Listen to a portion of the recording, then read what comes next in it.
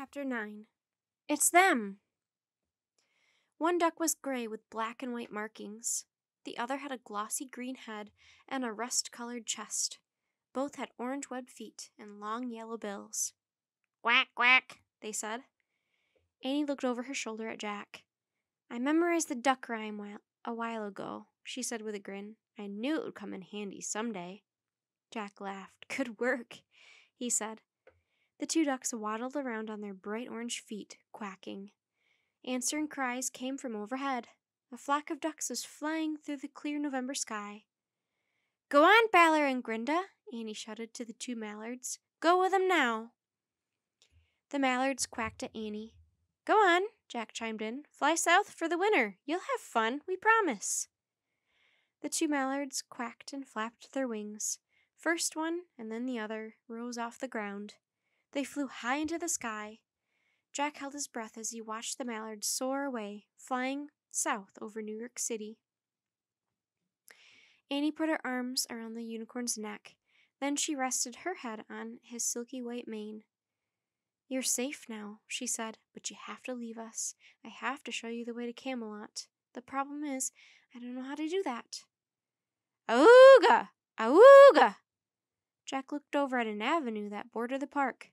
A big yellow taxi was parked by the curb. The driver was honking his horn. He waved through the window. "What's that guy want?" said Annie, sitting up. "I don't know," said Jack. The driver jumped out of the car. He wore a cap and a plaid scarf. "Hey, it's the same driver who deserted us outside the cloisters," said Annie. The passenger door of the taxi opened and a girl stepped out. She was wearing a purple shawl. "And that's the girl who told us to get off at the wrong subway stop," said Jack. The taxi driver and the girl in the shawl both waved at Jack and Annie. Then the driver lifted his cap and pulled down his scarf. He had red curly hair and a wonderfully familiar grin. The girl pulled the shawl off her head. Beautiful long black curls fell down to her waist. "It's them," said Jack. "Teddy! Kathleen!" Annie shouted. Jack and Annie slid off the unicorn's back onto the snowy ground. The young enchanters ran across the snow to them. Annie threw her arms around Teddy. Kathleen threw her arms around Jack.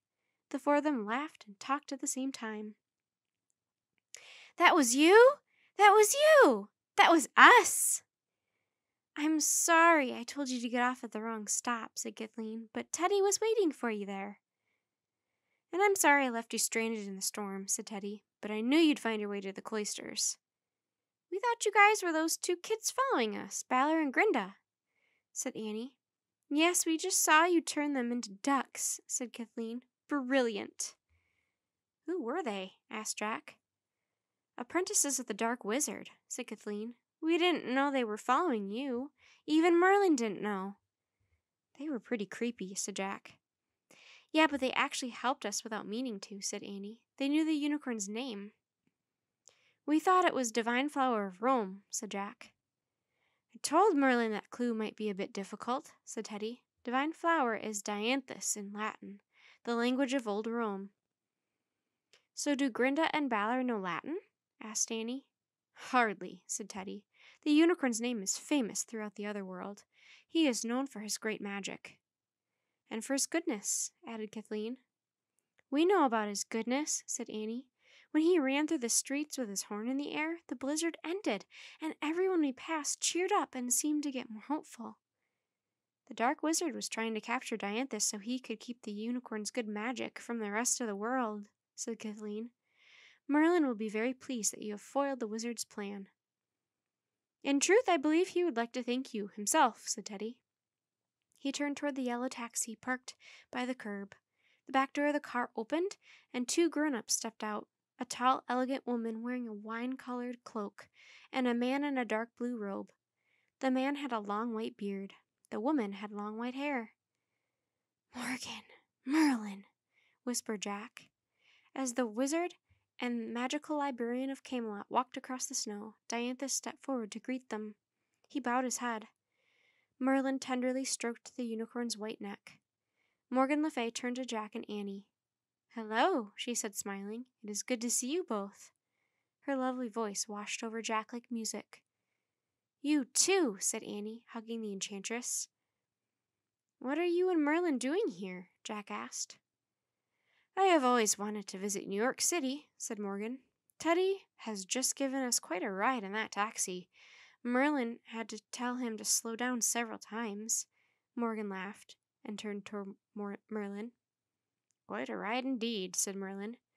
Greetings to you both, Jack and Annie. Greetings, they said. Thank you for saving my beloved Dianthus, said Merlin.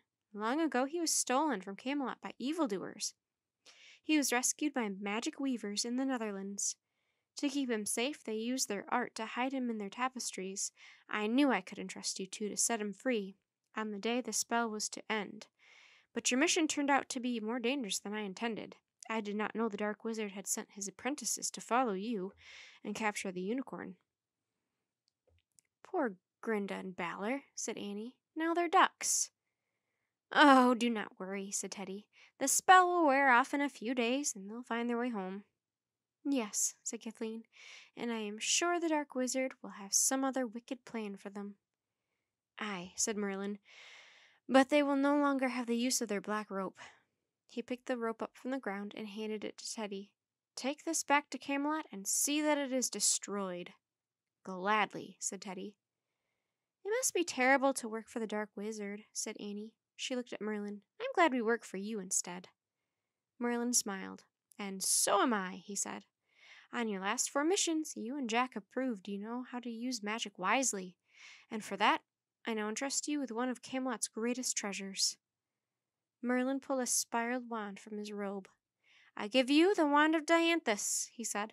As you can see, the wand is made in the shape of the unicorn's horn. It has a bit of his magic in it. Merlin held the silver wand out to Jack and Annie. Jack took the wand from Merlin. It burned in his hand. With cold or warmth, he couldn't tell which. With the help of the wand, you can make your own magic, said Merlin, but you can only use it after you have tried your hardest, said Morgan. And remember that it can only be used for another's good. We'll remember, breathed Annie. Thank you, said Jack.